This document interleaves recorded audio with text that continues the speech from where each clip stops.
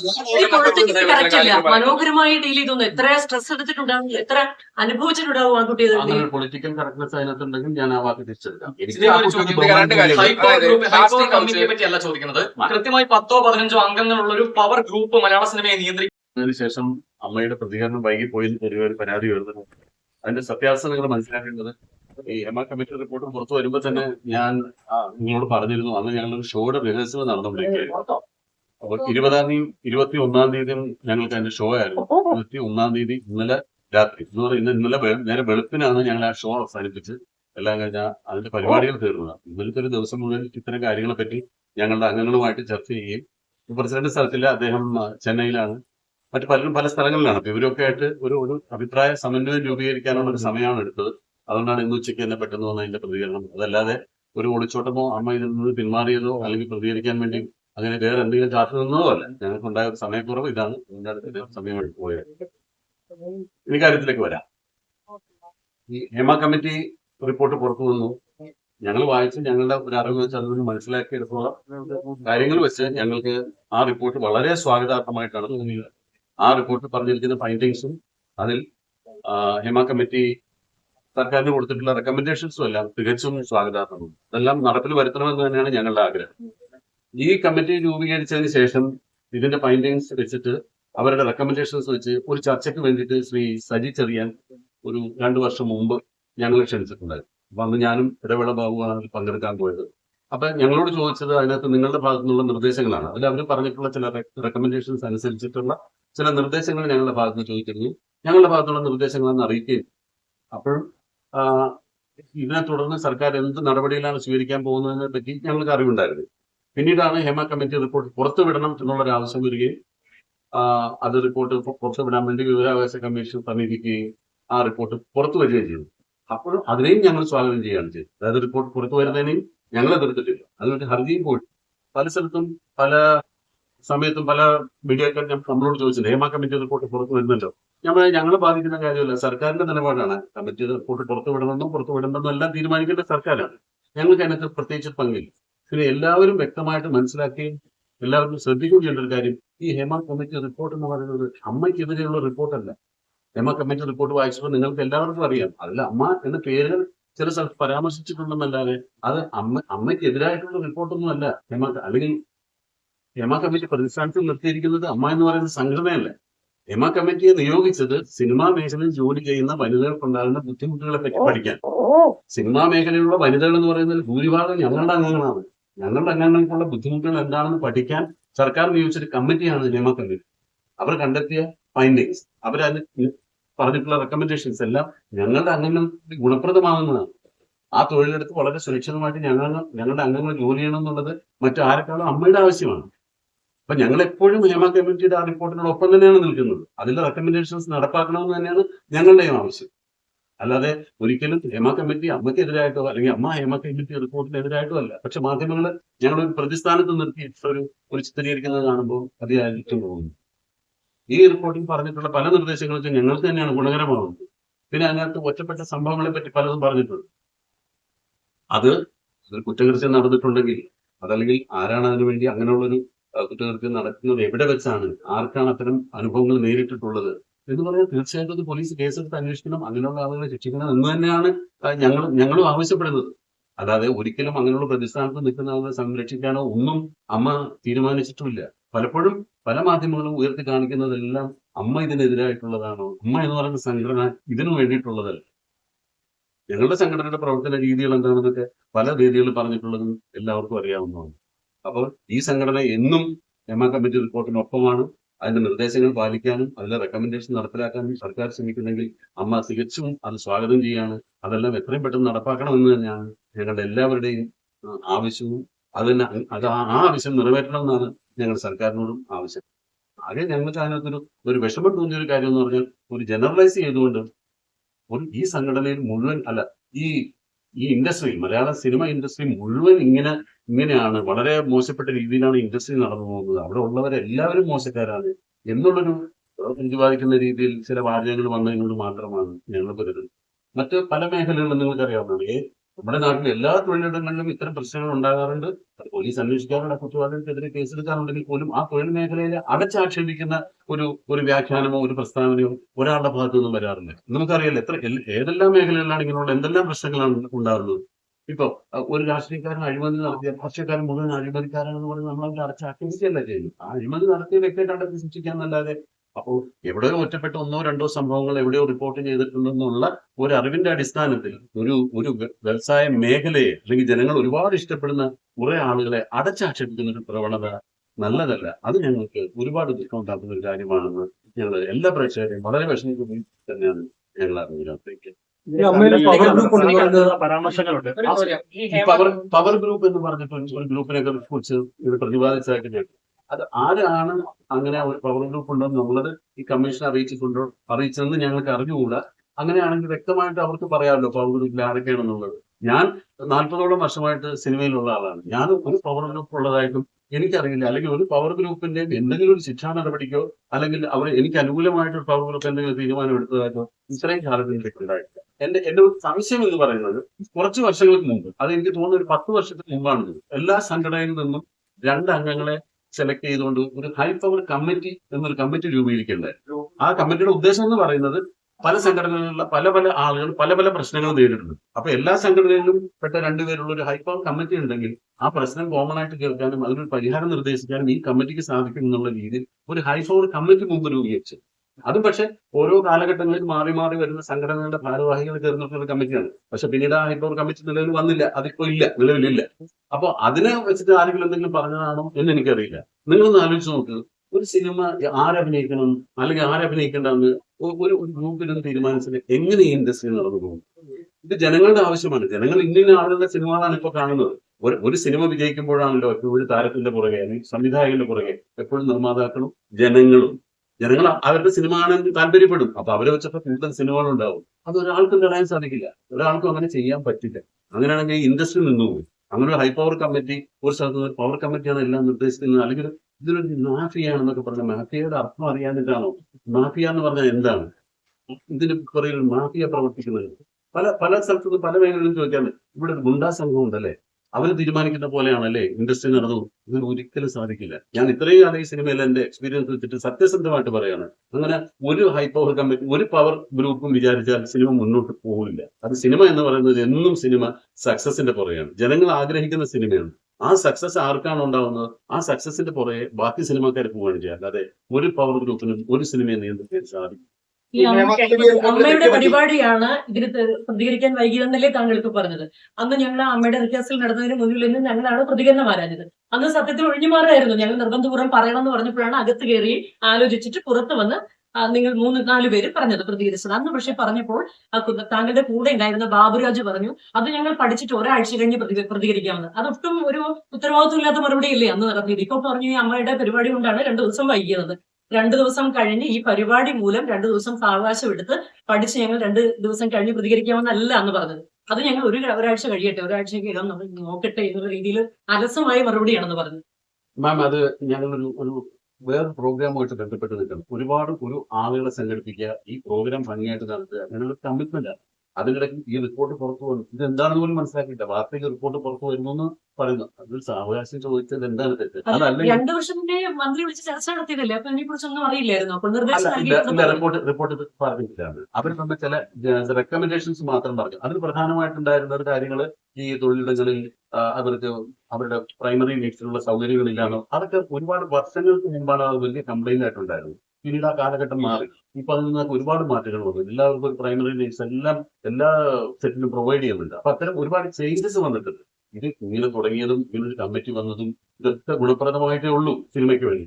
അപ്പൊ ഞാനത് അതിന് ഒഴിഞ്ഞു മാറിയെന്ന് പറഞ്ഞതിനെ ന്യായീകരിക്കില്ല. ഞാൻ ഒരിക്കലും ഒഴിഞ്ഞു മാറാൻ എനിക്ക് സാധിക്കില്ല. കാരണം ഞാൻ സംഘടനയെ റെപ്രസെന്റ് ചെയ്യുന്ന ആളാണ്. നിങ്ങളുടെ ചോദ്യങ്ങൾക്ക് മറുപടി പറയാൻ ഞാൻ ബാധ്യസ്ഥനാണ്. പക്ഷെ എനിക്കത് സമയം ആവശ്യപ്പെടാനുള്ള ഒരു അവകാശം എനിക്കുള്ളതുകൊണ്ടാണ് ഞാൻ പറഞ്ഞത്. ഞാൻ ഒരാഴ്ച കഴിഞ്ഞിട്ടൊന്നും പറഞ്ഞില്ല. ഞാൻ ഈ റിപ്പോർട്ട് എന്താണെന്നൊന്ന് പഠിച്ചോളൂ. ശ്രീ ബാബുരാജ് അങ്ങനെ പറഞ്ഞിരുന്നു. നിങ്ങൾ ഒരുമിച്ച് സംസാരിച്ചിരുന്നു. എന്താ പറഞ്ഞാൽ ഒരാഴ്ച കഴിഞ്ഞിട്ട് ഞങ്ങൾ പ്രതികരിക്കാന്ന് പറയും. അത് ക്ഷമിക്കുക. അങ്ങനെ ഹേമ കമ്മിറ്റി റിപ്പോർട്ടിനെ കുറിച്ച് അങ്ങ് പറഞ്ഞതിന് ജനറലൈസ് ചെയ്തു എന്നാണ് പറഞ്ഞത്. കാര്യങ്ങൾ ജനറലൈസ് ചെയ്താണ് അവതരിപ്പിച്ചത് എന്നാണ് പറഞ്ഞത്. ഹേമ കമ്മിറ്റിക്ക് തെറ്റുപറ്റി അല്ലെങ്കിൽ ആ റിപ്പോർട്ടിൽ പിഴവ് പറ്റിയെന്ന അഭിപ്രായം അമ്മയ്ക്കുണ്ടോ? ഒരിക്കലും. ഞാൻ ആദ്യമേ സൂചിപ്പിച്ചാണ്, ആ റിപ്പോർട്ടിനോട് പരിപൂർണമായി ഞങ്ങൾ യോജിക്കുന്നു. അവരുടെ റെക്കമെൻഡേഷൻസിന് സ്വാഗതം ചെയ്യുന്നു. ഇങ്ങനെ ജനറലൈസ് ചെയ്ത് പറഞ്ഞതിനോട് അത് ആ റിപ്പോർട്ട് ജനറലൈസ് ചെയ്ത് പറഞ്ഞു എന്നല്ല പറഞ്ഞത്, അതിൽ അങ്ങനെ ഒരു വാചകം ഉള്ളതുകൊണ്ട് ഞങ്ങൾ ഇപ്പൊ ഈ റിപ്പോർട്ടിൽ പ്രധാനമായിട്ട് പറഞ്ഞിട്ടുള്ള ഒരു പോയിന്റ് നിങ്ങൾ വായിച്ചിട്ടുണ്ടാവും. ആ റിപ്പോർട്ട് നേരത്തെ ഒരു പേജിൽ പറഞ്ഞിട്ടുണ്ട്, അവർ function is only study the issues relating to women in cinema and report, not name or shame anybody or export technique. അതല്ല അവരുടെ ലക്ഷ്യം. അവരങ്ങനെ ഒന്നും ആരെയും കുറ്റപ്പെടുത്തിയിട്ടും ആരെയും ഒന്നും പറഞ്ഞിട്ടില്ല. അതാണ് ഞാൻ പറഞ്ഞത്, അമ്മയെ കുറ്റപ്പെടുത്തിയിട്ട് അമ്മയിൽ അംഗങ്ങളെ കുറ്റപ്പെടുത്തിയിട്ട് അങ്ങനെ ഒന്നും പറയാത്ത റിപ്പോർട്ടിനെ ഞങ്ങൾ എന്തിന് കുറ്റപ്പെടുത്തി പറഞ്ഞു? ഞങ്ങൾ സ്വാഗതം ചെയ്യാണ് ചെയ്തിട്ടുള്ളത്. പരിപൂർണമായും ഹേമ കമ്മിറ്റി റിപ്പോർട്ടിനെ അമ്മ സ്വാഗതം ചെയ്യുന്നു. അതിന്റെ റെക്കമെൻഡേഷൻസ് നടപ്പിലാക്കണമെന്ന് അമ്മ ആവശ്യപ്പെട്ടു. വേണമെന്ന് പറയാനുള്ള പോലീസ് അന്വേഷണം നടക്കട്ടെ എന്ന് ആവശ്യപ്പെടാനുള്ള ഒരു ധൈര്യം അമ്മയ്ക്ക്. എന്തിനാ ധൈര്യം? അത് നടക്കേണ്ടതല്ലേ?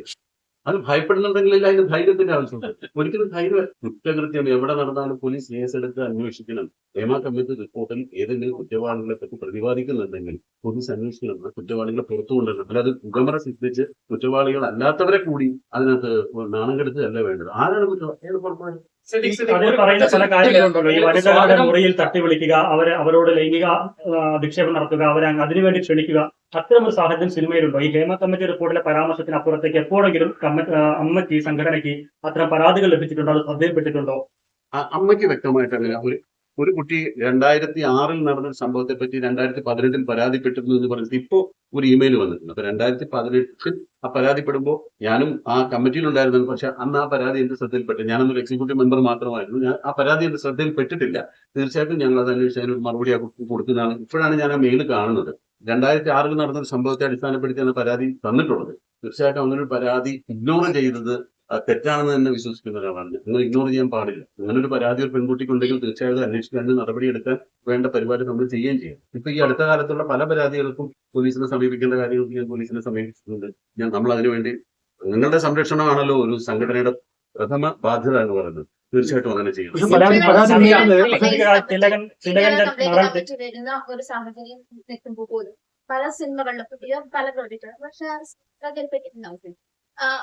എന്തുകൊണ്ടാണ് IC ആവശ്യപ്പെടുന്ന പല സ്ത്രീകളെയും പല ആക്ട്രസുമാരെയും മാറ്റി നിർത്തുന്ന സാഹചര്യം കൂടിയിട്ട് അവർ നമ്മൾ കോൺഫിഡൻഷ്യൽ ആയിട്ട് തന്നെ പറഞ്ഞിട്ടുള്ള സാഹചര്യം എന്താണ്? ഒരു പുതിയ പ്രോജക്റ്റിലായിക്കോട്ടെ അല്ലെങ്കിൽ പുറത്ത് ചിത്രീകരിക്കുന്ന ഒരു പ്രോജക്റ്റിലായിക്കോട്ടെ എന്തുകൊണ്ടാണ് IC വരാനുള്ള തടസ്സം? IC ഇന്റേണൽ കംപ്ലൈന്റ് കമ്മിറ്റി ചെയ്യേണ്ടത് തൊഴിലുടമയാണ്. ഒരു തൊഴിലുടമയാണ്, അതായത് പ്രൊഡ്യൂസറാണ് ഒരു ഇന്റേണൽ കംപ്ലൈന്റ് കമ്മിറ്റി വെക്കേണ്ടത്. അത് അമ്മയ്ക്ക് അതിനകത്ത് ഒരു നിർദ്ദേശം വെക്കാനോ അല്ലെങ്കിൽ അത് ബലം പ്രയോഗിക്കാനോ അങ്ങനെ നിർബന്ധമായിട്ട് ചെയ്തേ പറ്റുമെന്ന് പറയാനും ഒരു സാധ്യത. അത് ഒരു തൊഴിലുടമ ചെയ്യേണ്ടതാണ്. അവിടെ ഉണ്ടാകുന്ന ആ തൊഴിൽ മേഖലയിൽ ഉണ്ടാകുന്ന സ്ത്രീകൾക്ക് ഉണ്ടാകുന്ന കംപ്ലൈന്റുകൾ ആ തൊഴിലുടമ പല ഷൂട്ടിംഗ് സെറ്റിൽ ഇന്റേണൽ കംപ്ലൈന്റ് കമ്മിറ്റി ഉണ്ടെന്നാണ് എനിക്ക് അറിയാൻ കഴിഞ്ഞിട്ടുള്ളത്. പിന്നെ ഞാൻ വിശ്വസിക്കുന്നത് അമ്മ itself and internal complaint committee. അമ്മ ഒരു കംപ്ലൈന്റ് കിട്ടേണ്ട ഒരു കമ്മിറ്റിയാണ്. ഞങ്ങള് പല രീതിയിലുള്ള കംപ്ലൈന്റുകൾ ഇപ്പൊ പ്രധാനമായിട്ട് നിങ്ങൾ ഉദ്ദേശിക്കുന്ന പോലെ ഈ ലൈംഗിക അതിക്രമം അല്ല പ്രധാനമായിട്ടും ഈ സിനിമാ മേഖലയിൽ തൊഴിലെടുക്കുന്ന ആളുകൾ അനുഭവിക്കുന്ന ബുദ്ധിമുട്ടെന്ന് പറയുന്നത് അവരുടെ പ്രതിഫലം പ്രോപ്പറായിട്ട് കിട്ടാതെ വരും. അങ്ങനെയുള്ള കംപ്ലൈന്റുകൾ ഒരുപാട് അമ്മ പരിഹരിക്കാറുണ്ട്. അത് ഞങ്ങളെയാണ് സമീപിക്കുന്നത്. അമ്മയ്ക്കുള്ളിൽ പറഞ്ഞൂടെ, അമ്മയ്ക്കുള്ളിൽ IC ഇല്ല. ഇപ്പോ ICC അമ്മയിലില്ല. അപ്പൊ ഇങ്ങനെയുള്ള കംപ്ലൈന്റുകൾ വരുമ്പോൾ ഞങ്ങൾ തന്നെ നേരിട്ടാണ് പരിഹരിക്കുന്നത്. പിന്നെ ഈ അമ്മയിൽ ആകെയുള്ള ഈ 17 മെമ്പേഴ്സ് തമ്മിൽ എന്തെങ്കിലും പ്രശ്നങ്ങൾ ഉണ്ടെങ്കിലേ ഞങ്ങൾ വേറൊരു കംപ്ലൈന്റ് കമ്പനി വെക്കേണ്ട കാര്യമുള്ളൂ. ഞങ്ങൾക്കിത് അങ്ങനെ ഒരു കംപ്ലൈന്റ് ഉണ്ടായിട്ടില്ല. ഇപ്പൊ കുറച്ച് മുമ്പ് വന്ന ന്യൂസിൽ പറഞ്ഞത് ഞാൻ ജനുമായിട്ട് അത് സംസാരിക്കുന്നു, അമ്മയിൽ ഭിന്നത എന്ന് പറഞ്ഞു. ഞങ്ങൾ ഒരു ഭിന്നതയും ഞങ്ങൾ അഭിപ്രായ വ്യത്യാസവും ഞങ്ങൾ നിങ്ങൾക്ക് ഏത് അംഗങ്ങളെ ഞാൻ എല്ലാ അംഗങ്ങളിലെ ഫോൺ നമ്പർ നിങ്ങൾക്ക് തരാം. ഏത് എക്സിക്യൂട്ടീവ് അംഗങ്ങളെയും വിളിച്ചു ചോദിച്ചു. ഞങ്ങളിൽ അങ്ങനെ ഭിന്നത ഉണ്ടായിട്ടില്ല. അഭിപ്രായ വ്യത്യാസങ്ങൾ ഉണ്ടാവും, പക്ഷെ ഒരു അഭിപ്രായ സമന്വയം ഉണ്ടായിട്ടാണ് ഞങ്ങൾ എല്ലാ കാര്യങ്ങളും ഒരു കാര്യം ചോദിച്ചു. ഇപ്പൊ പ്രധാനമായിട്ട് ഈ കോടതി പറഞ്ഞിരിക്കുന്ന 2 കാര്യങ്ങളുണ്ടല്ലോ. സിദ്ദിഖ തുടക്കത്തിൽ പറഞ്ഞ ഒരു കാര്യമാണ് ഈ സിനിമ മേഖലയുള്ള എല്ലാവരും അടച്ച് ആക്ഷേപിക്കുന്ന നിലയിലേക്കാണ് വാർത്ത വരുന്നതെന്ന് പറയുന്നു. ഇപ്പം ഇരയും വേട്ടക്കാരും ഈ മൊഴി കൊടുത്തവരുമുണ്ട്, എതിർ അഭിപ്രായമുള്ളവരുമുണ്ട്. ഈ വേട്ടക്കാരുടെ പേര് പുറത്തു വിടണമെന്ന് അമ്മയ്ക്ക് എന്തുകൊണ്ട് ആവശ്യപ്പെട്ടില്ല? കോടതിയെ സമീപിക്കാമല്ലോ. അങ്ങനെയാണ് നിങ്ങൾ എല്ലാവരും മാറ്റി നിർത്താമല്ലോ. ഇപ്പൊ സിദ്ദിഖൊക്കെ ഭയം, ഇവരെ ഭയം എന്നല്ല പറഞ്ഞത്, നമ്മളുണ്ടോ എന്നുള്ള ഭയപ്പെടുന്ന ആളുകളുണ്ട്. പക്ഷെ നമ്മൾ എന്താണ്, നമുക്ക് കോടതിയെ സമീപിക്കാമല്ലോ. ഈ വേട്ടക്കാരുടെ പേര് പുറത്തു വിടാൻ വേണ്ടി അമ്മയ്ക്ക് നേരിട്ട് പോകാമല്ലേ? സമയമുണ്ടല്ലോ, നമുക്ക് ആലോചിച്ചിട്ട്. അത് ഞാൻ ഒരാൾ ഒറ്റയ്ക്ക് പറഞ്ഞ തീരുമാനമല്ല. ഇവിടുത്തെ എക്സിക്യൂട്ടീവ് കമ്മിറ്റി നമ്മൾ ഇമ്മീഡിയറ്റ് കൂടുന്നുണ്ട്. ഇങ്ങനെ വരുമ്പോൾ അതിൽ നിന്ന് നമ്മുടെ കാര്യങ്ങൾ ക്ലിയർ ചെയ്യാനായിട്ട് കോടതിയിലാണ് മൂവ് ചെയ്യേണ്ടത്. കോടതിയിൽ മൂവ് ചെയ്യുമ്പോൾ നിയമപരമായ സഹായങ്ങൾ ആവശ്യപ്പെടുകയും ചെയ്യണം. തീർച്ചയായിട്ടും അത് അമ്മ എക്സിക്യൂട്ടീവ് കമ്മിറ്റിയിൽ ആലോചിച്ചതിന് ശേഷം അതിന് ഈ തീരുമാനം അമ്മ പരാതി ഒരിക്കലും പറഞ്ഞ അമ്മ ഒരിക്കലും കുറ്റക്കാർക്കൊപ്പം നിൽക്കില്ല. കുറ്റക്കാർക്കൊപ്പം നിന്നിട്ടില്ല. ഒരിക്കലും കുറ്റക്കാർക്കൊപ്പം നിൽക്കില്ല. കുറ്റക്കാരെ പുറത്തു കൊണ്ടുപോകണമെന്ന് തന്നെയാണ് ഒരു അത് അമ്മ എന്ന് മാത്രമല്ല, നിങ്ങൾ ആരെങ്കിലും നിൽക്കുമോ അല്ല, കുറ്റവാളികളുടെ സംഘടനയുടെ പിന്തുണ ഉണ്ടാവില്ല. സംഘടന പിന്തുണ ഒരിക്കലും ഉണ്ടാവില്ല. സംഘടന അവരെ സംരക്ഷിക്കാനുള്ള ഒരു ശ്രമം പോലും ഉണ്ടാവില്ല. ഈ റിപ്പോർട്ടിലെ ഏറ്റവും പ്രധാനപ്പെട്ട വേറെ ആരുമല്ല, സിനിമയിൽ അഭിനയിച്ച നടിമാർ നേരിട്ട് പരാതി പറഞ്ഞു എന്നാണ് റിപ്പോർട്ടിലുള്ളത്. എന്നിട്ട് പോലും ഇത്ര അലസമായിട്ട് എങ്ങനെ മറുപടി പറയാൻ പറ്റുന്നത്? മനസ്സുമായിട്ട് ഞാൻ എന്ത് സ്വാഭാവികം. പക്ഷേ ഉത്തരവ് മറുപടി പറയേണ്ടത് നടിമാരാണ് പരാതിപ്പെട്ടിരിക്കുന്നത്. എന്ന് പറഞ്ഞാൽ ഞങ്ങളുടെ അംഗങ്ങളാണ്. ഞങ്ങളുടെ അംഗങ്ങൾ പറഞ്ഞ പരാതിക്ക് ഞങ്ങൾ തീർച്ചയായിട്ടും അതിന് ഏതറ്റം വരെയും അതിന്റെ ആ പരാതിയുടെ പരിഹാരം കാണാൻ വേണ്ടിയിട്ടാണ്. പിന്നെ ഒരു കാര്യം പ്രത്യേകിച്ച് പറയാനുള്ളത്, ഈ ഹേമ കമ്മിറ്റി മുമ്പാകെ ചിലരെ വിളിച്ചിട്ടുണ്ട്. അവര് നോട്ടിഫിക്കേഷൻ കൊടുത്തിരുന്നാണ് പലരും വോളണ്ടറി ആയിട്ട് പോയിട്ടാണ് കമ്മിറ്റി മുമ്പാകെ പരാതികൾ ബോധ്യപ്പെടുത്തിയിരുന്നത്. പക്ഷെ ഞങ്ങളുടെ കമ്മിറ്റിയിൽ നിന്നിട്ട് എന്നെ വിളിച്ചിട്ടില്ല. ശ്രീ മമ്മൂട്ടി, ശ്രീ മോഹൻലാൽ എന്നിവർ തുടങ്ങിയവരും 2-3 പ്രാവശ്യം ഹാജരായിട്ടുണ്ടെന്ന് പറഞ്ഞു. അവരോട് ഓരോ കാര്യങ്ങൾ, അതും ഈ പ്രതിഫലവുമായി ബന്ധപ്പെട്ട കാര്യങ്ങളാണ് കൂടുതൽ ചോദിച്ചതെന്നാണ് അറിയാൻ കഴിഞ്ഞത്. ഇപ്പൊ എന്നെ ഒന്നും വിളിച്ചിട്ടില്ല. അല്ലെങ്കിൽ ഞങ്ങളുടെ സംഘടനയിലുള്ള പല വനിതാ മെമ്പർമാരോട് ചോദിക്കുമ്പോൾ ഇവരെ ആരും കമ്മിറ്റി വിളിക്കുകയോ അല്ലെങ്കിൽ അവർക്ക് പറയാനുള്ള പരാതികൾ കേൾക്കുകയോ ചെയ്തിട്ടില്ല. പിന്നീട് കമ്മിറ്റിയിൽ നിന്ന് തന്നെ പറഞ്ഞു, ഈ സിനിമ ഇൻഡസ്ട്രിയിൽ നിന്ന് ഒരു ബുദ്ധിമുട്ടും ഉണ്ടായിട്ടില്ല എന്ന് ഒരു അംഗം പറഞ്ഞപ്പോ അത് കമ്മിറ്റി ഞെട്ടിപ്പോയെന്നാണ് പറഞ്ഞത്. അപ്പോൾ ബുദ്ധിമുട്ടില്ലാത്ത കാര്യങ്ങൾ പറയാൻ പറ്റും. അല്ല, അതിനോട് ചേർത്ത് പറഞ്ഞ കാര്യം കൂടി ഉണ്ടായിരുന്നു. അതിനോട് ചേർത്ത് പറഞ്ഞ കാര്യം കൂടി ഉണ്ടായിരുന്നു. അങ്ങനെ പരാതി പറഞ്ഞ പലരെയും സിനിമകളിൽ നിന്ന് അവഗണിക്കുകയും അവസരം കൊടുക്കാൻ നിഷേധിക്കുകയും ചെയ്തു. അങ്ങനെ സാധിക്കില്ല. അതാണ് ഞാൻ ആദ്യം പറഞ്ഞത്. അങ്ങനെ പരാതി പറഞ്ഞതിന്റെ പേരിലൊന്നും ആരെയും അവോയ്ഡ് ചെയ്യാൻ സിനിമയ്ക്ക് സാധിക്കില്ല. ഈ സിനിമ മുഴുവൻ മോശക്കാരാണെന്ന തരത്തിലുള്ള റിപ്പോർട്ട് പരാമർശം ഉണ്ട്. സാമാന്യർക്കുണ്ട് എന്നുള്ള വിഷമമുണ്ടാക്കി പറയുന്നത്. പക്ഷേ റിപ്പോർട്ടിൽ പറയുന്നത് എല്ലാവരും മോശക്കാരല്ല, എല്ലാവരും ഉദ്ദേശിച്ചല്ല റിപ്പോർട്ടിൽ പറയുന്നുണ്ട്. അത് വ്യക്തമാക്കാമോ? റിപ്പോർട്ടിൽ അങ്ങനെ പറയുന്നുണ്ട്. പക്ഷേ ഈ റിപ്പോർട്ടിൽ അങ്ങനെ പറയുന്നതിന്റെ അടിസ്ഥാനത്തിൽ വന്ന വാർത്തകളിൽ നിന്ന് ആളുകൾ മനസ്സിലാക്കുന്നുണ്ടാണ് സിനിമകളിൽ മുഴുവൻ നടക്കുന്ന ഇങ്ങനെ അസന്മാർഗിക കാര്യങ്ങളാണെന്നുള്ള ഒരു വാർത്ത പരക്കുന്നതിനോടാണ് ഞാൻ എതിർക്കുന്നത്. ഈ റിപ്പോർട്ടിൽ തന്നെ 96ാമത്തെ നിർദ്ദേശമായിട്ട് അവർ പറഞ്ഞിരിക്കുന്നത് സിനിമയിലെ ഏറ്റവും ഉന്നതരായിട്ടുള്ള അല്ലെങ്കിൽ വെൽ നോൺ ആയിട്ടുള്ള ആളുകൾ നടിമാരെ ലൈംഗികമായി ഉപദ്രവിച്ചു. അതൊരു ഞെട്ടിക്കുന്ന വസ്തുതയായിട്ട് തന്നെയാണ് കമ്മിറ്റിക്ക് കണ്ടെത്താൻ സാധിച്ചത്. അത് നിഷേധിക്കാൻ സാധിക്കില്ല എന്ന് പറയുന്നുണ്ട്. അപ്പൊ അത്തരക്കാരുകൂടി ഈ ഇത്രയും സിനിമയില് വർഷങ്ങളായിട്ട് ആളുകൾക്ക് അറിയാവുന്ന ജനങ്ങൾ മനസ്സിലാക്കുന്ന ആളുകൾ ഈ തുടക്കക്കാരെ അല്ലെങ്കിൽ ഈ ആളുകളെ ഈ നടികളെ ഉപദ്രവിക്കുമ്പോൾ അപ്പോൾ അത്തരം സാഹചര്യങ്ങൾ എങ്ങനെ ഈ സെറ്റിൽ ഉണ്ടാകും? നേരത്തെ താങ്കൾ പറഞ്ഞത് ഒറ്റപ്പെട്ട സംഭവങ്ങളാണെന്ന് പറഞ്ഞു. ഇത്തരം സാഹചര്യങ്ങൾ ഈ സെറ്റുകളിൽ ഉണ്ടാകുന്നു എന്നുള്ളത് പരിശോധിച്ചിട്ടുണ്ടോ? അതുകൊണ്ടാണ് ഞാൻ നേരത്തെ പറഞ്ഞത്, അങ്ങനെയുള്ള അതിന്റെ പിന്നിൽ പ്രവർത്തിച്ച വ്യക്തികൾ ആരാണെന്ന് കൃത്യമായി അറിഞ്ഞാലല്ലേ നമുക്ക് എന്തെങ്കിലും അതിനെപ്പറ്റി പറയാൻ സാധിക്കുള്ളൂ. അവരെ പുറത്തു കൊണ്ടുവരണം, കേസെടുത്ത് അന്വേഷിക്കണം, അങ്ങനെ ചെയ്തിട്ടുണ്ടെങ്കിൽ അത് ശിക്ഷിക്കണം, അത് പുറത്തു വരട്ടെ. പക്ഷേ ഹേമ കമ്മിറ്റി എന്ന് പറയുന്ന കമ്മിറ്റിക്ക് അവരെ ശിക്ഷിക്കാനുള്ള അധികാരമില്ല എന്നാണ് പറയുന്നത്. വേണ്ട, അവര് ഹേമ കമ്മിറ്റി ശിക്ഷിക്കണ്ട. അത് ആരാണെന്ന് പുറത്ത് കൊണ്ടുവന്ന് കണ്ടുപിടിച്ചിട്ട് അതിന് പോലീസ് കേസെടുത്ത് അന്വേഷിച്ച് അവരെ ശിക്ഷിച്ചോട്ടെ. സിനിമയിലുള്ള ഒരാളാണ്. ഇങ്ങനെ ഒരു റിപ്പോർട്ട് വന്നപ്പോൾ സ്വാഗതാർഹമതിനപ്പുറം ഞെട്ടലുണ്ടായിരുന്നു. ഈ റിപ്പോർട്ട് വായിച്ചിട്ടുണ്ട്. ഞെട്ടലുണ്ടാക്കി നമ്മൾ അറിയില്ലാത്ത പല സംഭവങ്ങളിൽ നിന്ന് പുറത്തു വന്നു. ഇത് പല കാര്യങ്ങളും ഞങ്ങൾക്ക് അറിവില്ലാത്ത കാര്യങ്ങളാണ്. ഈ സംഘടനയിൽ നമ്മൾ പ്രവർത്തിക്കുകയും ഇത്രയും കാലം സിനിമയിൽ നിൽക്കുകയും ചെയ്യുമ്പോൾ പല കാര്യങ്ങളും നമ്മൾ അറിഞ്ഞിട്ടില്ല. ഇപ്പൊ നിങ്ങൾക്കും അറിയാം, ഞാനൊരു മെയിൻ സ്ട്രീം സിനിമകളിലാണ് കൂടുതൽ ഞാൻ അഭിനയിക്കുന്നത്. അത് വളരെ ലോ ബഡ്ജറ്റിലോ അല്ലെങ്കിൽ വളരെ റിമോട്ട് ആയിട്ടുള്ള സ്ഥലത്തോ കൊണ്ടുപോയി ചെറിയൊരു പടത്തിന് ഞാൻ അങ്ങനെ അധികം സിനിമകളിൽ അഭിനയിക്കും ഇല്ല എന്ന് തന്നെ പറയാം. പലരും പറയുന്നത് അത്തരം ഒരു റിമോട്ട് സ്ഥലത്ത് നടക്കുന്ന സിനിമകളിലാണ് ഇത്തരം പ്രശ്നങ്ങൾ കൂടുതൽ ഉണ്ടാകുന്നതെന്നാണ് പറഞ്ഞത്. അപ്പൊ അതുകൊണ്ട് നേരിട്ട് അത്തരം കാര്യങ്ങൾ അറിയാൻ സാധിക്കും. ഒരു മെയിൻ സ്ട്രീം സിനിമകളിൽ ഇങ്ങനെ ഒരു കംപ്ലൈന്റ് ഉണ്ടാകുകയാണെങ്കിൽ അതിന്റെ മൂവ്മെന്റ് ഉണ്ടാകുകയാണെങ്കിൽ പോലും അത് അപ്പൊ തന്നെ പറഞ്ഞ് അവസാനിപ്പിക്കാനും അങ്ങനെയുള്ള ആളുകളെ സിനിമ പുറത്താക്കാൻ തിലകന്റെ മകൾ തനിക്കെതിരെ ഉണ്ടായ ഒരു അനുഭവം കാര്യത്തിൽ അമ്മ എന്തെങ്കിലും ആ കുട്ടി പറഞ്ഞ കാര്യത്തിൽ നമ്മൾ വളരെയധികം ബഹുമാനത്തോടു കൂടിയാണ് സ്വാഗതം. എന്ത് മനോഹരമായിട്ടാണ് പറഞ്ഞത്. ഇങ്ങനെ സിനിമാ മേഖലയിലേക്ക് വരാൻ പോലും ആഗ്രഹമില്ലാത്ത വ്യക്തിയോട് ഇങ്ങനെ ഒരാൾ സംസാരിക്കുന്ന സിനിമാ മേഖലയിലുള്ള ആളുകൾ എന്തുമാത്രം ബുദ്ധിമുട്ട് അനുഭവിക്കുന്നുണ്ടാവുമെന്നാണ് ആ കുട്ടി പറഞ്ഞത്. ആ കുട്ടിക്കുണ്ടായ ഒരു അനുഭവം ആ കുട്ടി വളരെ മനോഹരമായിട്ട് നേരിടുകയും അത് സ്റ്റോപ്പ് ചെയ്യുകയും ചെയ്തു. അർഹണം, ഇങ്ങനെയല്ലേ വേണ്ടത്.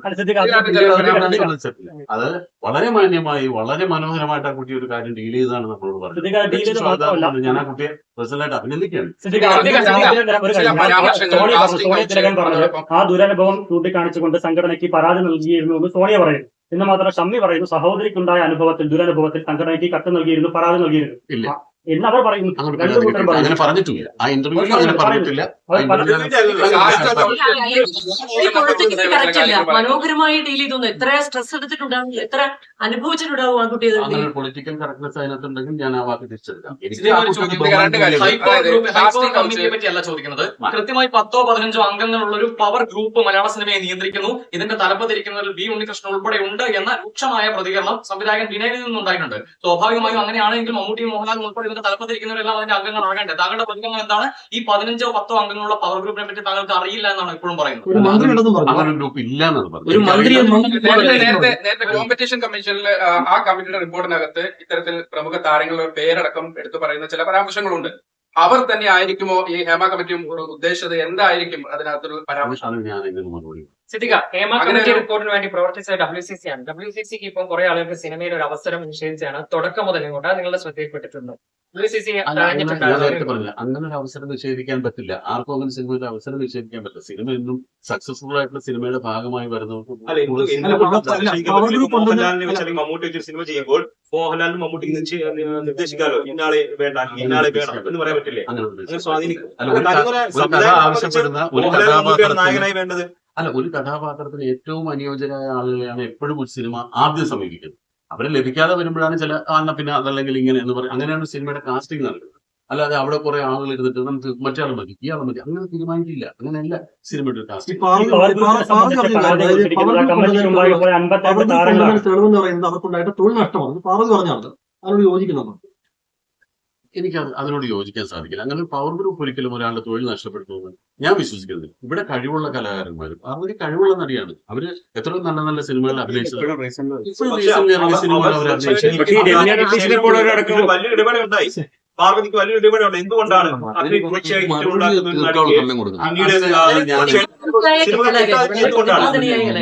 അതെ അത് ഞാൻ എങ്ങനെയാണ് ഒരുപാട് ആ സിനിമ സംഭവിക്കുന്നത്. ഞാനും അങ്ങനെ ഒരു സിനിമയിൽ അഭിനയിക്കുന്ന ആളാണ്. എന്നെയും കുറെ ആളുകൾ ഒഴിവാക്കിയെന്ന് വേണമെങ്കിൽ എനിക്ക് പറയാം. എന്നെ അങ്ങനെ ആരും ഒഴിവാക്കിയിട്ടില്ല. സിനിമകൾ ഞങ്ങള് ഈ സിനിമയിൽ അഭിനയിക്കുന്ന അഭിനേതാക്കൾക്ക് സിനിമകൾ കിട്ടിയാലേ അഭിനയിക്കാൻ പറ്റും. അത് ഞങ്ങൾ വിചാരിച്ചാലും ഒഴിവാക്കാനോ ഞങ്ങൾ വിചാരിച്ചാലും ഒഴിവാക്കാം, വേണമെങ്കിൽ അത് മാറി വെക്കാം. അല്ല, ഞങ്ങൾ വിചാരിച്ച സിനിമ ഉണ്ടാക്കാൻ പറ്റില്ല. ഞങ്ങൾക്ക് മറ്റ് സംവിധായകരും തിരക്കഥാകൃത്തുകളും നിർമ്മാതാക്കളും അവസരം തന്നെങ്കിലേ ഞങ്ങൾക്ക് അഭിനയിക്കാൻ സാധിക്കും. അതിനൊരു തെറ്റ് ചെയ്തിട്ടുണ്ട്. ഇപ്പൊ ഈ സർക്കാർ പറഞ്ഞ ഒരു കോൺക്ലേവ് നടത്താൻ തീരുമാനിച്ചു. അതിനകത്ത് WCC പറഞ്ഞ ഒരു പ്രധാനപ്പെട്ട ഒരു പോയിന്റ് ഉണ്ട്. അത് വേട്ടക്കാരും ഉണ്ടാകും, ഞങ്ങൾ അതിൽ പങ്കെടുക്കില്ല. അത്തരം ഒരു സംഭവം നടക്കുമ്പോൾ അമ്മയുടെ നിലപാടങ്ങൾ അതിനകത്ത് ആരൊക്കെ വരികയെന്ന് പരീക്ഷ ഈ ഇടയ്ക്കാണെങ്കിൽ കോൺക്ലേവിനെ പറ്റി എന്താണ് ഈ കോൺക്ലേവിന്റെ ഉദ്ദേശമെന്നോ എന്താണ് കോൺക്ലേവിന്റെ സ്ട്രക്ചർ എന്നോ ആരാണ് സർക്കാരാണ് കോൺക്ലേവ് പ്ലാൻ ചെയ്തിട്ടുള്ളതെന്ന് അറിയാം. അത് ഞങ്ങൾ ആരും ക്ഷണിച്ചിട്ടില്ല. ആ കോൺക്ലേവ് എന്താണെന്ന് പോലും എനിക്ക് അതിനെ പറ്റി മനസ്സിലാക്കിയിട്ടില്ല. അത് മനസ്സിലാക്കി പഠിച്ചതിന് ശേഷം റിപ്പോർട്ട് പുറത്തു വരുമെന്നൊരു ആദ്യം തീരുമാനിച്ചത് അങ്ങനെയാണ്. അതിനുശേഷം 2 ഹർജികൾ ഇതിനെതിരെ വരുന്നു.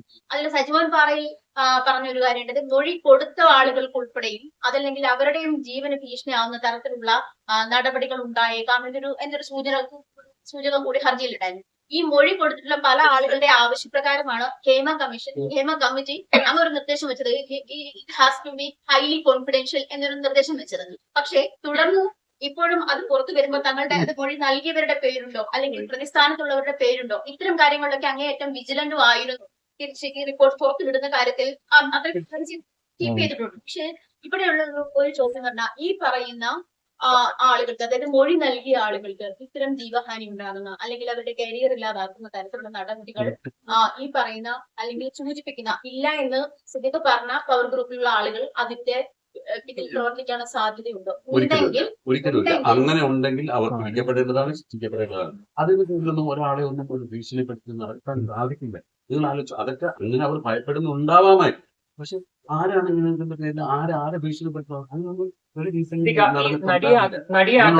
നേരെ അവരെ കണ്ടുപിടിച്ച് നമ്മൾ രക്ഷിക്കാനുള്ള സംവിധാനം നമ്മുടെ ഭരണഘടനയിലുണ്ട്. ഇവിടുത്തെ ലാൻഡ് ഓർഡർ അതൊന്നും കാണാൻ അങ്ങനെയൊന്നും ഒരാളെ ഭീഷണിപ്പെടുത്തുക. ഒരു ഭീഷണിപ്പെടുത്താൻ എന്തെങ്കിലും തെളിവ് വന്നാൽ തീർച്ചയായും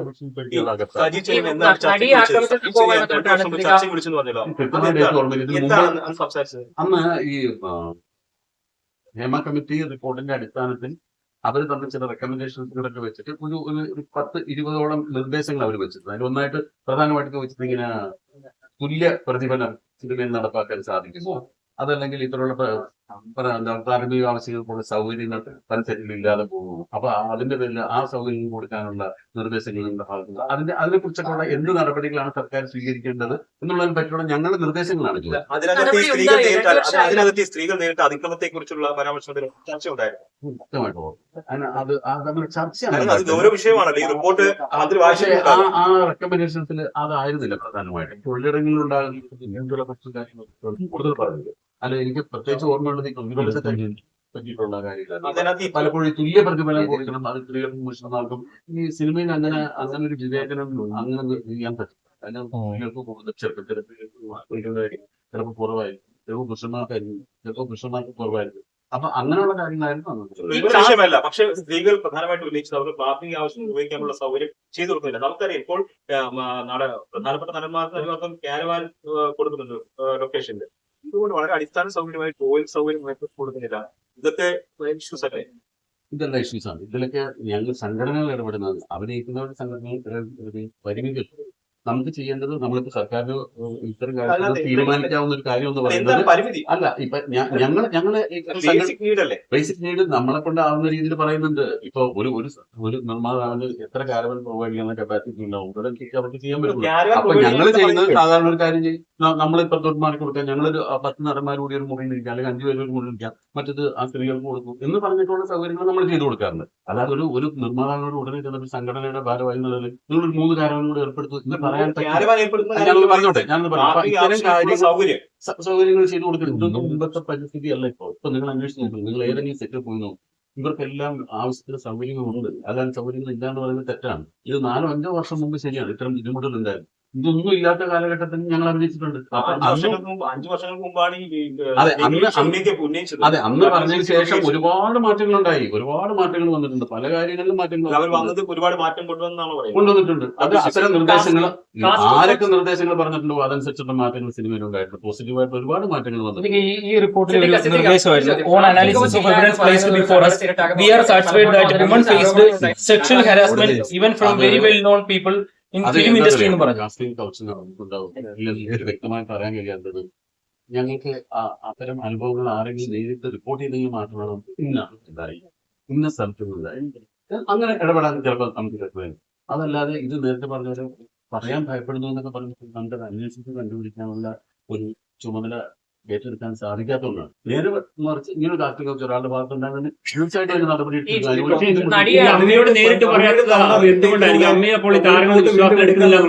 നടനെ കുറിച്ച് പറയുന്നു. രാത്രി കാലങ്ങളിൽ നടികളുടെ വാതിലുകൾ മുട്ടുന്ന പ്രമുഖ താരങ്ങളുണ്ടെന്ന് റിപ്പോർട്ട് പറയുന്നു. അപ്പോൾ ഇവരൊന്നും ഈ പ്രമുഖരൊന്നും നിങ്ങളുടെ സംഘടനയിൽ ഉൾപ്പെടാത്തവരാണെന്നാണോ നിങ്ങൾ ഇപ്പോഴും പറയുന്നത്?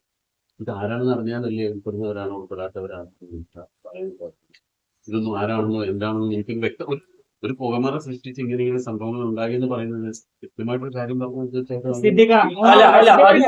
അതിലൊരു പ്രശ്നമുണ്ട്. അല്ലെങ്കിൽ ഞങ്ങൾ ആവശ്യപ്പെടുന്നു, അല്ലാണ്ട് പോലീസ് അന്വേഷിക്കേണ്ട കാര്യം. ഞാനൊരു പറയാം, ഒരു ലൈസൻസിങ് സമ്പ്രദായം സർക്കാർ ഏർപ്പെടുത്തുകയും ചെയ്യും. ഇത് ഒരു സിനിമ എന്ന് പറയുന്നത് എത്ര കോടിക്കണക്കിന് രൂപ മുടക്കി ചെയ്യുന്ന ഒരു പ്രോജക്റ്റ് ആണ്. അത്രയും അതിനേക്കാൾ കുറവ് പൈസ മുടക്കി ചെയ്തൊരു പ്രോജക്റ്റ് എന്തെല്ലാം നിർദ്ദേശങ്ങളാണ് സർക്കാർ വെക്കുന്നത്. അതിന് ഇതിന്റെ കാര്യങ്ങൾ വേണം, ഇത്ര ശുചീകരണ സംവിധാനം വേണം, അത് വർക്ക് ചെയ്യുന്നവർക്ക് എന്തെങ്കിലും സൗകര്യങ്ങൾ വേണം. ഇങ്ങനെ ഒരു ലൈസൻസിങ് സമ്പ്രദായം സർക്കാർ കൊണ്ട് അപ്പോൾ ഒരു ഷൂട്ടിംഗ് ലൊക്കേഷൻ ഇങ്ങനെ വേണമെന്ന് നിബന്ധന വന്നാൽ ഇതൊക്കെ നമ്മൾ സർക്കാർ പറഞ്ഞു കഴിഞ്ഞാൽ ഇതെല്ലാം എല്ലാ പ്രൊഡ്യൂസേഴ്സും പാലിക്കാൻ. ഈ സംഭവത്തിലെ നടിയെ ആക്രമിച്ച കേസുമായി ബന്ധപ്പെട്ടാണ് ഈ റിപ്പോർട്ടും ഇതിന്റെയൊക്കെ തുടക്കം. ഇപ്പോഴും പക്ഷെ ആ നടി പുറത്താണ്. ഇരയ്ക്കൊപ്പം എന്നൊക്കെ പറയുന്ന ഒരു ഡബിൾ സ്റ്റാൻഡേർഡ് ആയിട്ടല്ലേ നിൽക്കുന്നത്. അവര് മരിച്ചുപോയി എന്നൊക്കെ കരുതുന്നതൊക്കെയാണ് മുൻ ജനറൽ സെക്രട്ടറി പറഞ്ഞത്. അങ്ങനെയൊക്കെ തന്നെയാണ് ഇപ്പോഴും വിശ്വസിക്കുന്നത്. അവർക്ക് അങ്ങനെയൊന്നുമില്ല പറഞ്ഞത്. അത് ആ 2020 എന്ന സിനിമ എടുക്കുന്നതിന് 2ാം ഭാഗത്ത് ഉണ്ടാവും ചോദിച്ചപ്പോൾ ആ 2020 ആദ്യ ഭാഗത്തിൽ ആ കുട്ടി അഭിനയിച്ച ക്യാരക്ടർ മരിച്ചു പോയി എന്നാണ് അദ്ദേഹം ഉദ്ദേശിച്ചത്. അതൊരിക്കലും ആ നടിയൊന്നും ആ കുട്ടിക്ക് വേണ്ടിയിട്ടുള്ള നീ ചെയ്യുന്നുണ്ടോ? അവരിപ്പോഴും പുറത്ത് തന്നെയല്ലേ? അല്ല, അതിന്റെ കേസ് നമ്മൾ വിളിക്കണം. നമ്മൾ ഇതിൽ നിന്ന് ഒരുപാട് വഴി പോകും.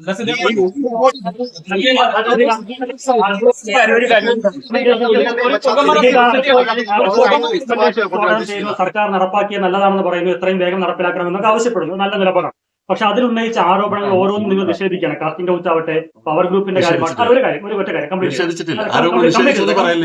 ചെയ്തോട്ടെ. ഈ പവർ ഗ്രൂപ്പ് ഇല്ല എന്ന് പറയുന്നു, ഈ കാസ്റ്റിംഗ് കൗച്ച് നടന്നില്ല എന്ന് പറയുന്നു. അപ്പൊ ഈ കമ്മിറ്റിക്ക് മുമ്പിൽ പോയി മൊഴി കൊടുത്ത അംഗങ്ങൾ കള്ളം പറഞ്ഞു എന്നുള്ളതാണോ നിലപാട്? അല്ല, ഒരിക്കലും അല്ല.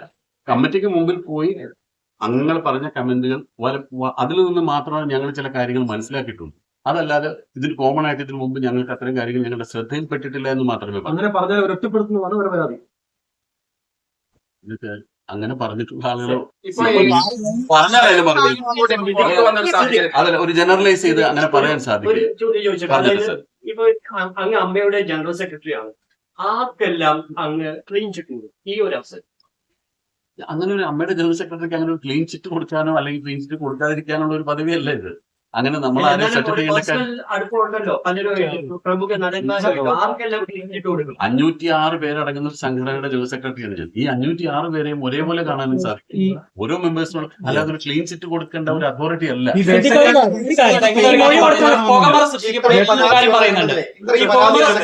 മാറ്റമാണ് അമ്മ കൊണ്ടുവരാൻ ഉദ്ദേശിക്കുന്നത്. ഇത്രയും ഈ റിപ്പോർട്ടിന്റെ അടിസ്ഥാനത്തിൽ ഈ റിപ്പോർട്ട് വന്നു, ഒരുപാട് പരാതികളുണ്ട് എന്ന് പറഞ്ഞു. ഈ റിപ്പോർട്ട് മുന്നിൽ വെച്ചുകൊണ്ട് എന്ത് മാറ്റം? റിപ്പോർട്ടിന്റെ അടിസ്ഥാനത്തിൽ മാറ്റം കൊണ്ടുവരേണ്ടത് അമ്മ. റിപ്പോർട്ടിന്റെ അടിസ്ഥാനത്തിൽ ഒരുപാട് കാര്യങ്ങൾ മാറ്റി സർക്കാർ അതിനുള്ള നിർദ്ദേശങ്ങൾ കേട്ടിട്ട് സർക്കാരാണ് മാറ്റം കൊണ്ടുവരേണ്ടത്. ആ മാറ്റത്തിനോടൊപ്പം അമ്മ സഹകരിക്കും.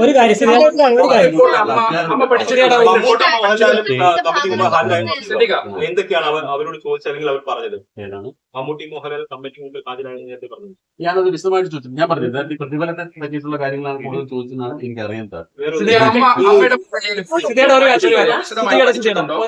പറഞ്ഞൊരു കാര്യം, ഈ റിപ്പോർട്ട് വെച്ച് പുകമറ സൃഷ്ടിക്കുമെന്നാണ് പറയുന്നത്.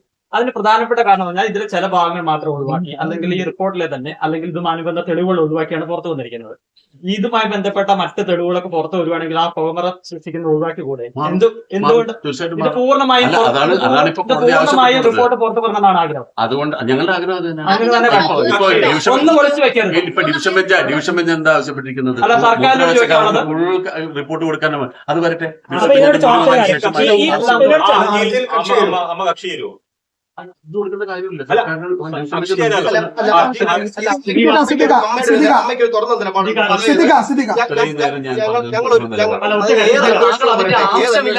താങ്കൾ ഈ സംഘടനയുടെ തലപ്പത്തിരിക്കുന്ന ആളാണ്. സ്വാഭാവികമായും താങ്കളുടെ സഹപ്രവർത്തകർ നേരിടുന്ന പ്രശ്നവുമായി ബന്ധപ്പെട്ടാണ് ഈ റിപ്പോർട്ട് വന്നിരിക്കുന്നത്. അപ്പോൾ ഹർജിയിൽ ചേരുമോ എന്ന് ചോദിച്ചപ്പോൾ അതിന്റെ ആവശ്യമില്ലാന്ന് താങ്കൾ പറഞ്ഞു. നമ്മള് അതിന്റെ ഹർജിയിൽ ചേരുന്നതിന് മുമ്പ് തന്നെ കോടതി മുമ്പേ ഡിവിഷൻ ബെഞ്ച് പറഞ്ഞല്ലോ ഇത്രാം തീയതി ഹാജരാക്കണം എന്ന് പറഞ്ഞു.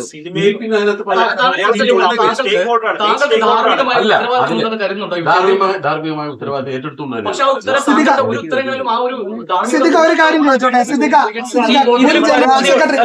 പരാതിയുള്ളവരെ സഹായിക്കാനായിട്ട് പോലീസിൽ പരാതിയുള്ളവര് അമ്മയുടെ സഹായം അവരെ പോലീസിൽ അവർക്ക് വേണ്ട സഹായങ്ങൾ ചെയ്തു കൊടുക്കാനായിട്ട് അമ്മ മുന്നിട്ടിറങ്ങുമോ? തീർച്ചയായിട്ടും. മുൻ ജനറൽ സെക്രട്ടറി ഇടവേള ബാബുവിനെതിരെ പേരെടുത്തു പറഞ്ഞൊരു നടി രംഗത്തെത്തിയിരുന്നു. 2018 അവർക്കുണ്ടായ ഒരു മോശം അനുഭവം കൃത്യമായി വിവരിച്ച് അവർ പേരെടുത്തു പറഞ്ഞാണ് രംഗത്തെത്തിയത്. അത് അമ്മയുടെ ശ്രദ്ധയിൽപ്പെട്ടിരുന്നു. കുറച്ചു മുമ്പ് പറഞ്ഞിരുന്നു ഈ ഹേമ കമ്മിറ്റിയിൽ ആരോപണം ഉന്നയിക്കപ്പെട്ടതാണ്, ആരുടെയും പേരെടുത്തു പറയുന്നില്ല എന്ന് പറഞ്ഞിരുന്നു. ഹേമ കമ്മിറ്റി റിപ്പോർട്ടിന് പുറമെ ഈ പേരെടുത്തു പറഞ്ഞ് രംഗത്തെത്തിയിരുന്ന അമ്മയുടെ ശ്രദ്ധയിൽപ്പെട്ടിരുന്നു. അതുമായി ബന്ധപ്പെട്ട് അദ്ദേഹവുമായി എന്തെങ്കിലും ആശയവിനിമയം നടത്തിയിരുന്നോ? ആ ആരോപണം ശക്തമായാൽ അമ്മ അതിനോട് എങ്ങനെയായിരിക്കും പ്രതികരിക്കുക? തീർച്ചയായിട്ടും അതിനുള്ള നടപടികൾ സ്വീകരിക്കാനോ അല്ലെങ്കിൽ എന്താണ് വേണ്ടതെന്നുള്ളതിന്റെ കാര്യങ്ങളെ പറ്റി അന്വേഷിച്ചു. ഇന്നലെയാണ് ആ ഒരു ക്ലിപ്പിംഗ് പുറത്തു വന്നത്. ബാബുവായിട്ട് ബന്ധപ്പെടാനോ ഒന്നും സാധിച്ചിട്ടില്ല. ഇതിനകത്ത് കഴിഞ്ഞത് വന്നിട്ടുള്ളൂ. തീർച്ചയായിട്ടും അത്തരം കാര്യങ്ങൾ ഈ പെൺകുട്ടികളെ ഹേമ കമ്മിറ്റിക്ക് മൊഴി കൊടുത്തിട്ടുണ്ടല്ലോ. അപ്പൊ ഈ പ്രയാസങ്ങളൊക്കെ അവർ പറഞ്ഞു, അതിപ്പോഴാണ് പുറത്തറിഞ്ഞത്. അല്ല, ഞാനൊന്ന് കാര്യം അമ്മയിലെ അംഗങ്ങളായിട്ടുള്ള എക്സിക്യൂട്ടീവ് കമ്മിറ്റി അംഗങ്ങളായിട്ട് 2 പെൺകുട്ടികൾ എന്റെ കൂടെ ഇരിപ്പുണ്ട്. അവരോടും കൂടെ നിങ്ങൾ എന്തെങ്കിലും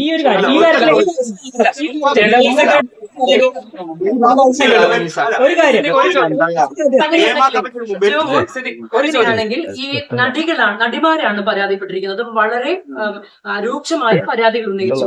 എന്നിട്ട് ഇപ്പോൾ ജനസെക്രട്ടറി തുടങ്ങിയപ്പോൾ തന്നെ പറഞ്ഞു അത്തരത്തിലൊരു പ്രവണതയൊന്നും അമ്മയ്ക്കുള്ളിൽ ഇല്ല എന്നുള്ളതാണ് ഒരു വിശ്വാസം എന്ന് പറഞ്ഞു.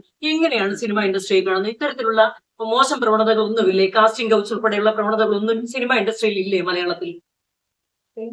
എനിക്ക് ഞാൻ എത്ര കാലമായിട്ട്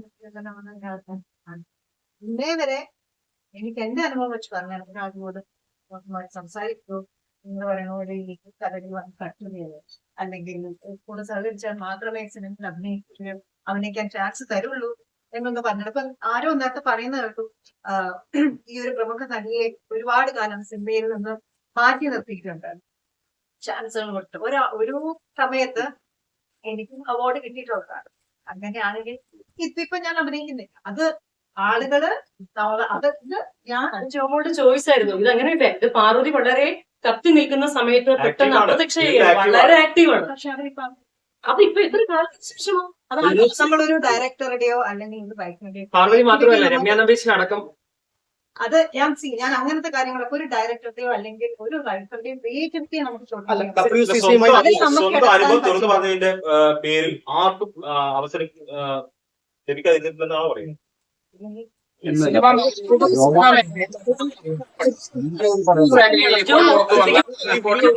പറയേണ്ടത് അങ്ങനെയാണ്. ജോമോൾ ഇപ്പൊ പറഞ്ഞത് എനിക്ക് അനുഭവമില്ലെന്ന്. എനിക്ക് എന്നല്ലോ പറയാം. അത് ഇൻഡസ്ട്രിയെ പ്രതിനിധീകരിച്ചുകൊണ്ടേ പറയാം. അപ്പൊ അങ്ങനെയാണോ മറുപടി പറയുന്നത്? അല്ല സിദ്ദിഖിനോടാണ് പക്ഷേ സിമ്പിൾ ആയിട്ട് ചോദിക്കും. ഹേമ കമ്മിറ്റി അങ്ങനെ അനുഭവമില്ല, അത് മനസ്സിലാവും. പക്ഷേ ഞാൻ സഹപ്രവർത്തകർ ഒരുപാട് പേര് ഇത്തരം അനുഭവം ഷെയർ ചെയ്തിട്ടുണ്ടാവാം, അല്ലെങ്കിൽ ഇത്തരം അനുഭവങ്ങൾ ഉള്ളവരെ പറ്റി കേട്ടിട്ടുണ്ടാവാം. പക്കെ ഇങ്ങനെ സ്വകാര്യമായ ഒരു അവസ്ഥയിലാണ് സിനിമ മേഖല പോകുന്നെങ്കിൽ ഇപ്പൊ ഈ ഹേമ കമ്മിറ്റി റിപ്പോർട്ട് ഉണ്ടാകത്തില്ലായിരുന്നു. അതിലെ സിദ്ദിഖ് പറഞ്ഞത് അങ്ങനെ അനുഭവങ്ങൾ നമ്മളുടെ അടുത്ത് വന്നിട്ടുണ്ട്, നമ്മൾ അറിഞ്ഞിട്ടുണ്ട്. തീർച്ചയായിട്ടും നമ്മൾ അവരുടെ കൂടെ തന്നെ ആയിരിക്കും. എന്തായാലും നമ്മൾ അവരുടെ ജോമോൾ കേട്ടിട്ടില്ലേ? കേട്ടിട്ടുണ്ട്. അപ്പൊ പിന്നെ ഇല്ലെന്ന് എങ്ങനെയാ പറയാൻ പറ്റുക? പത്രത്തിൽ വന്നതല്ലേ കേട്ടിട്ടുണ്ട്.